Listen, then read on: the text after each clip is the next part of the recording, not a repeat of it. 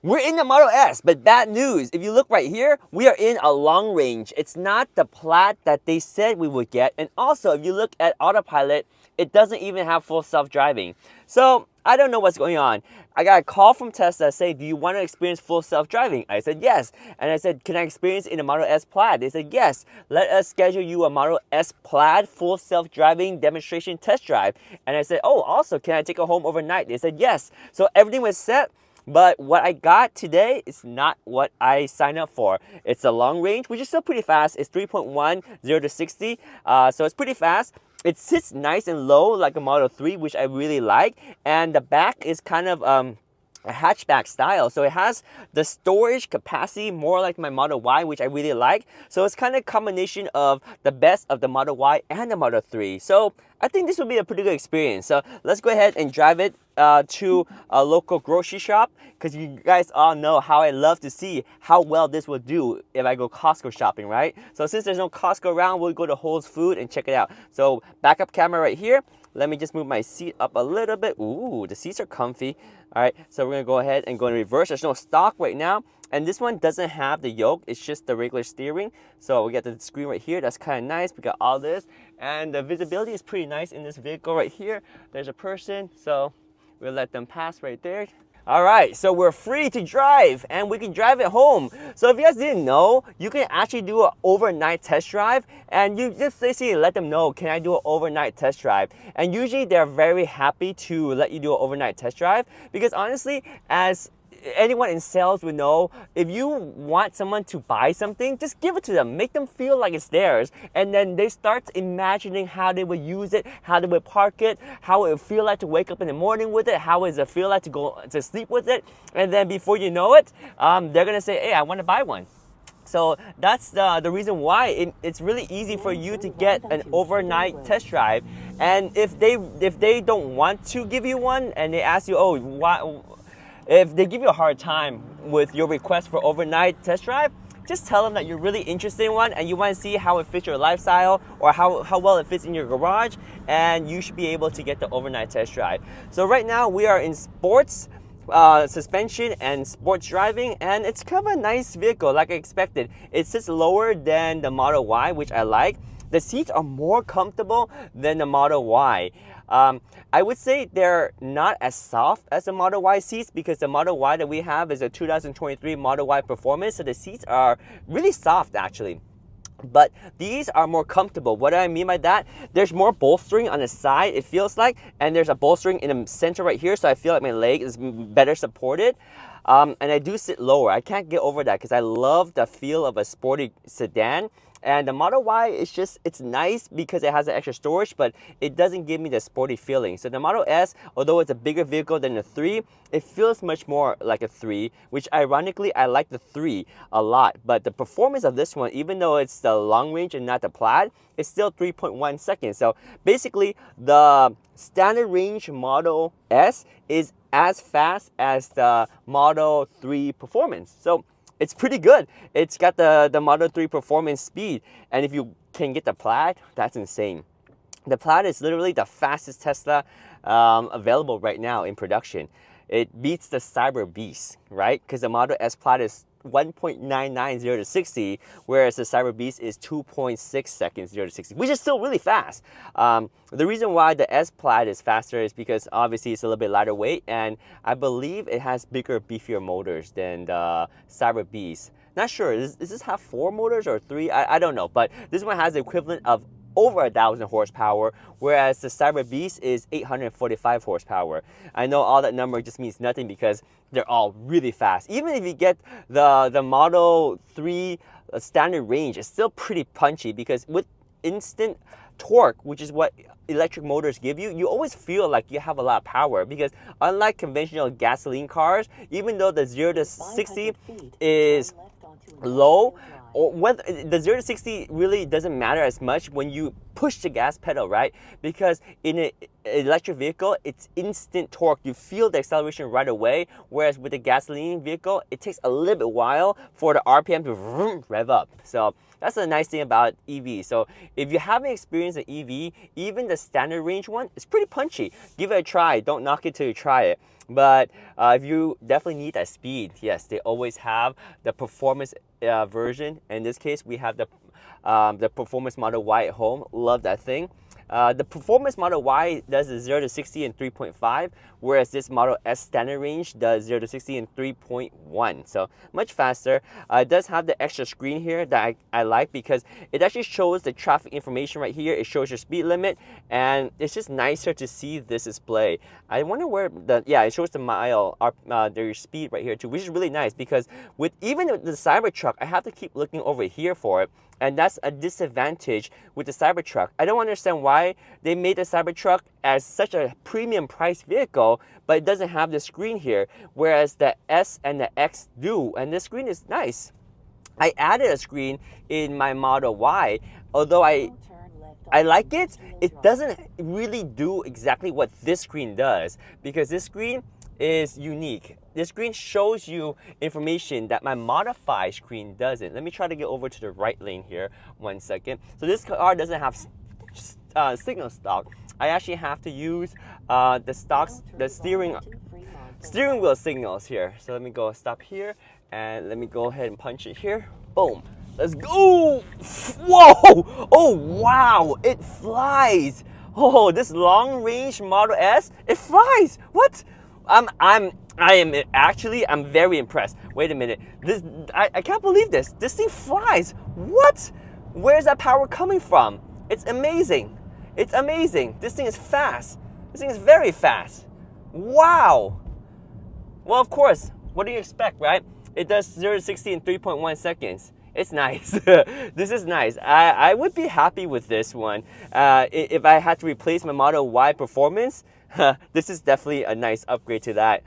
I have to double check on the storage though, because I think the Model Y Performance that we have, Model Y in general has more storage in the hatch, but I think this is pretty close because this is not a sedan. See, the Model 3 is actually a sedan with a more traditional trunk, a smaller opening, whereas the Model Y and the Model S has a hatch that opens back there, and I'll show you. When the hatch opens, you have bigger place to put things in, and with the CyberBeast that we already have, we don't need the Model Y, so maybe we can upgrade to the Model S or maybe the Model X. The Model X has a door. I'm curious, what do you guys like in the whole Tesla lineup?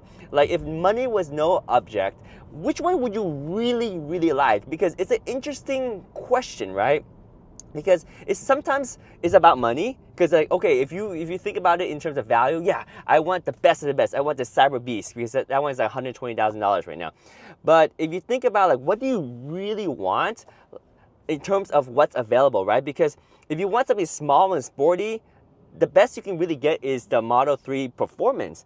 If you're willing to go a little bit bigger and sporty, then the Model S Plaid is really nice. But if you want those Falcon Wing doors, those awesome doors, then you got the Model X and the Model X Plaid, which is not as fast as the Model S Plaid. And if you want the Cybertruck, well, you have something that's very special, very powerful with the CyberBeast, but then it's a bigger vehicle and it doesn't fit in some people's garage. Like me, I can't fit the CyberBeast in my garage. But yeah, so like every vehicle in Tesla's lineup has kind of a unique spot. And if price was no objective, which one would you get and why? I'm really curious because it's an interesting thing to think about, right? It's like you may want the CyberBeast or the Cybertruck, but then you don't want the attention. And a lot of people that don't really follow Tesla, they'll say, well, they're all the same. The S, X, Y, and X, S, X, Y, and 3, they all are the same.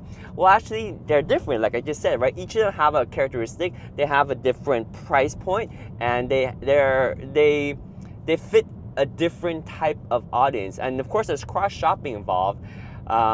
And if you're like me, like anyone will work, right? The Model 3 is fine and the CyberBeast is fine because I'm just me and my wife. We don't have kids and we just drive it just to experience Tesla. We don't drive it for our kids' soccer or kids' sporting events. We don't need it to do specific things. So for us, it's very adaptable.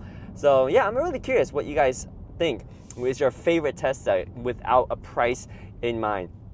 So far the Model S, what I noticed is the suspension is softer than the Model Y Performance, and we're still in sports suspension right now. So I'll try softer suspension later, but I like this one. Let me punch it right here a little bit, woo, and get through the slide. Oh yes, this thing has power. If people say the Model S is slow and get the Plaid, they're wrong. I think the Model S standard range is incredible.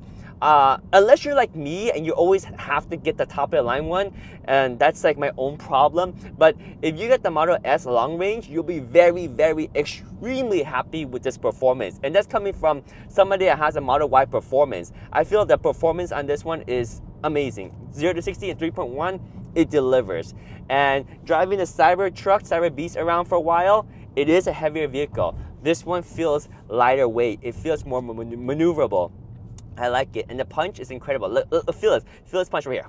Boom! Oh my gosh, that just takes my breath away. And this is 3.1 0 to 60, and this is not even the performance one. It's crazy. Oh, it's so nice. The signal here, I would say this kind of sucks because these are capacitance button. That means if you tap on it, there's a little haptic feedback. It's not really a button. It's just a little haptic feedback.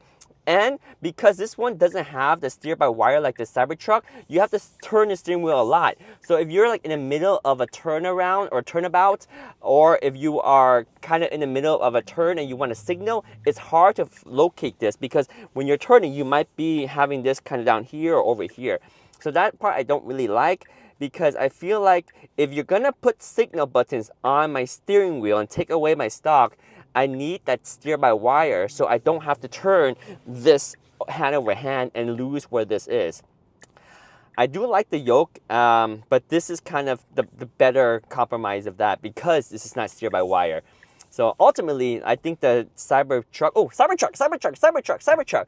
Man, now that I'm not in a Cybertruck, I see Cybertruck. But yeah, so I think the Cybertruck steering wheel, the Squircle, is the best one yet. It's just amazing. The size is good. The grip, the top and bottom grip, and the steer-by-wire combined with all that is perfect. And I really like that one. I think a yoke is my second favorite too, if you can get steer-by-wire in there. But we're talking about the Model S right here, and it does come with this steering wheel as standard. Believe it or not, if you want the yoke, it's actually an upgrade. I believe it's $1,000 upgrade. I don't know. Would you still get the yoke in the Model S or the Model X?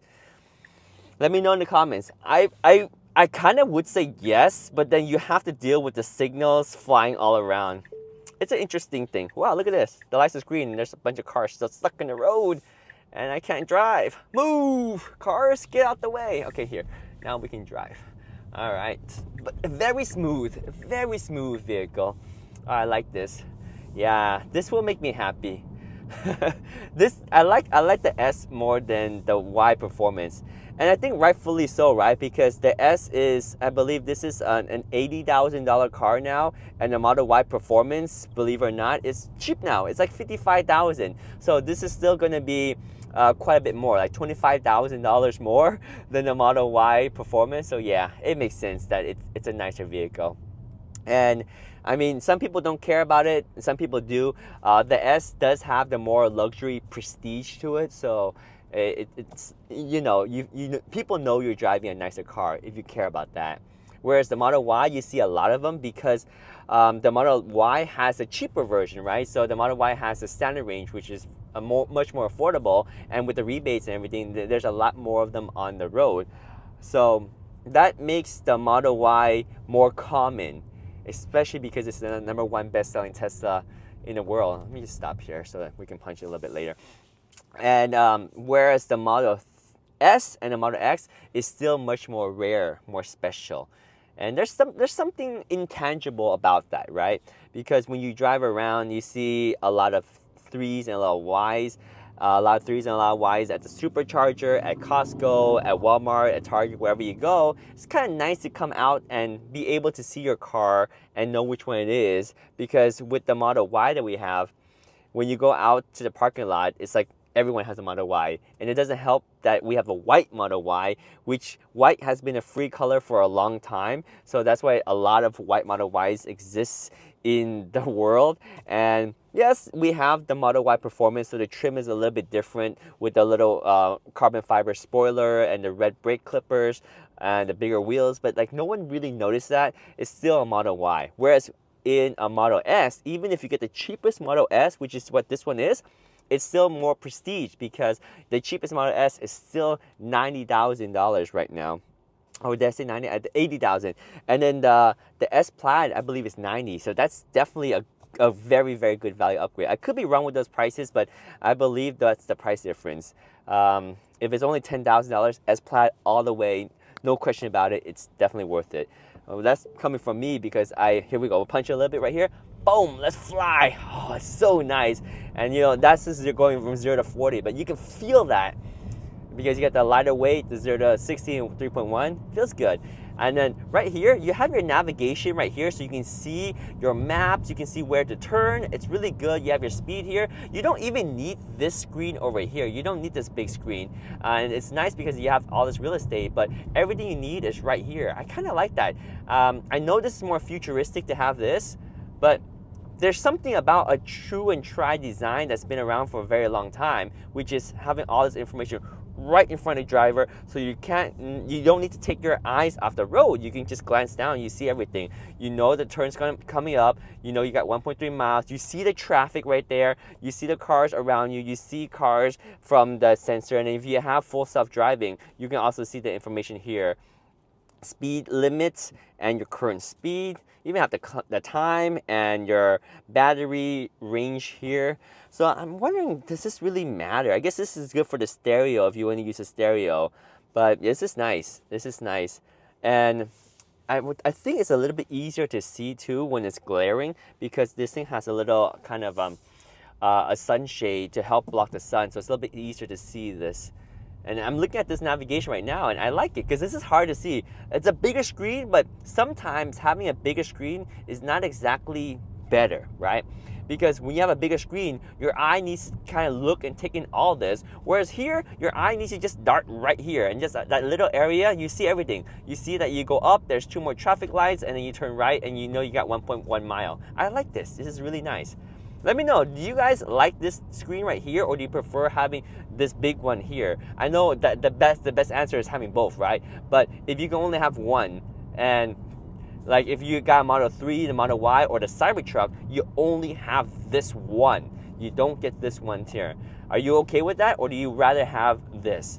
Well, when you get this, you get both, right? So I guess that's kind of a weird question, because if you want this, then you automatically get both, because the S and the X has both screens. I'm curious what the next version of the S and the X will have. Will they take away this? Do you guys think they will take away this and then just have this? Because that's kind of their styling now. Because even the Cybertruck doesn't have the screen here. So maybe they'll take it out of this. I don't know. I feel like the Tesla is kind of going away from the classic stuff. And sometimes they understand that it's nice to have the classic stuff like buttons. People like knobs, right? But they deliberately went away from it to set their own style. Setting their own style doesn't necessarily mean it's a good thing. It just means that's their style. That's what makes a Tesla a Tesla. You look into the Tesla and you see something very clean and something very modern, and that's exactly what it is. And I, as a very big Tesla fan, I will genuinely say I miss the buttons. I want to be able to just look at the road and know how to adjust my temperature with a slider, or at least a dial. So I know if I'm cold, I can push the dial down. If I want to defrost my window, I look really quick and hit the defrost button. Here, unless you set that up to show up over here, it's hard to find a defrost button, right? And for the Cybertruck, to look for the windshield wiper speed and everything, it sucks because you have to do so much to look for. You gotta tap through different menus and stuff. Here's another example. We have a Model 3, we have a Model 3, and we have a Model Y right there. So there's like Teslas everywhere, but we are in the S, right? If you feel a little bit special, there's something to be said about that. I know people are gonna say, oh, it's all about clout. This guy just wants to make video and talk about clout, but there are people that buy a car to have clout.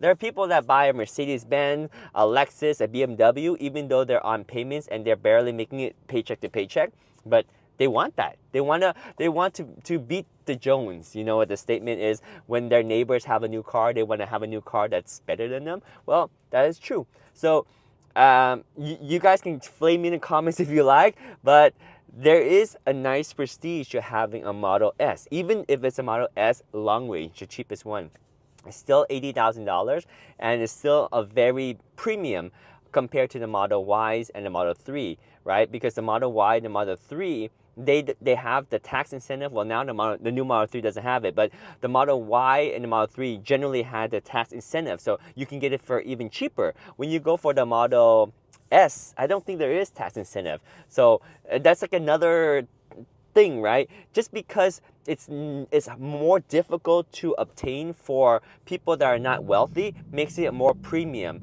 I know that's really selfish. I don't even know the right word to say it. It's clout chasing to say, right? But there is something to be said about something that is inherently more expensive and harder for the common mass to obtain. It's just like, why are Louis Vuitton wallets or purses or just like Louis Vuitton or Versace, they're more expensive, yet people still want them, right? Because it has that untangible value that I can afford this and other people can't. So normally I don't talk about this, but in a Model S, you kind of need to talk about that to justify the price, because you're paying a premium even over the Model Y performance. So let's go ahead and turn right here, and you can see you got the no stock, but I'm kind of getting used to this one. And here's how much you turn right here. You see you're turning the steering wheel. Not too much on that turn, but if you go turnarounds, the turnabouts, then yeah, you'll have to turn the steering wheel quite a bit more. So here's a stop. We'll punch it a little bit right here because there's no one around us. And here we go, punch. Boom! Wow! Woo! Yeah, that's nice. That's nice. We didn't go all the way to 60. We just went 0 to like around 50, right? So very nice to have that acceleration at the top of your pedal. And of course, this is four-wheel drive, so it grips the road perfectly fine, and it pushes with authority. So Model S for us. So we're gonna come to the right up there, and we're going to pull into our Whole Foods, and we'll do our typical test. Is the Model S a good vehicle for Whole Foods shopping? And I'll tell you, I can tell already it's going to do really well because of the hatch opening. You can fit bigger stuff in there easier. Big hatch opening. The seats fold down if you need it. And yeah, that's pretty much the criteria for going shopping and buying a lot of stuff, right? Is having a hatch and having a lot of trunk storage. So the Model Y has that. The Model S has it too. Funny thing is, the Cybertruck isn't as good as the Model S when you are shopping. So we're gonna go into Whole Foods right here, and let's see how easy it is to park the Model S versus parking the Cybertruck. Look, Model Y, Model Y, Model Y in front of us. Why? Why are Ys so popular? Because they're affordable. I bet you that's a Y right there. I don't know, is that a 3 or Y? 3 or Y? Let me know in the comments. Did you guess it right? It is a 3. And then another 3 here. And then another 3 right here. And then another Y.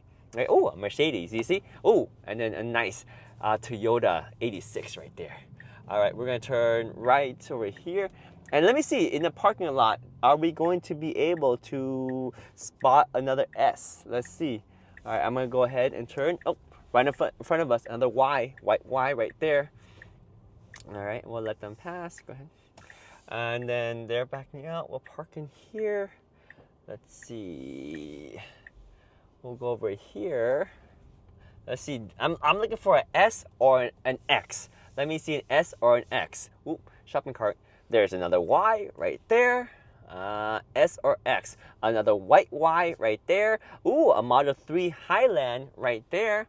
But no S. See? No S. We the only one. We the only one. We can park here, but I just want to drive just a little bit more to see. Is there another S here? Anybody got an S? Raise them hands. Another 3 up there. Red Model 3. And a blue Model Y. So, yeah. S is nowhere to be found. No S, no X. You see, you have a little prestige when you drive the Model S. So I'll back them back up in here. Oh, another Y right there. So here we go, back up with no stock. And then you see the screen right here, so you can see what's going on right there. And we'll back into the spot in the corner here so no one can touch us. Actually, you know what? Let me just park right in the middle, because why not? Because we can park right here and just take up both, not both spaces, but we can be right in the center right here. So really big screen for backing up. And you have this screen here too. This is nice as well. So you got double screen when you're backing up. Right there, nice. And you got that huge screen. Yeah, that's nice. This is good. And then we're kind of lopsided. And now we're straight again. And we're at that. Don't hit the curve. Boom! No, I'm just kidding. All right, and then park is the tap right here. Tap the park. And there we go. The Model S long range. Pretty cool. Let me know in the comments below. Would you get the Model S, the Model Y, the Model 3, the Model X, or the Cybertruck? And answer any of the questions we talked about today. So we're gonna take this one to Whole Foods. We'll go out, we'll load it up, and then we'll catch up then. So let me know if you have any questions in the comments down below. Peace, we out.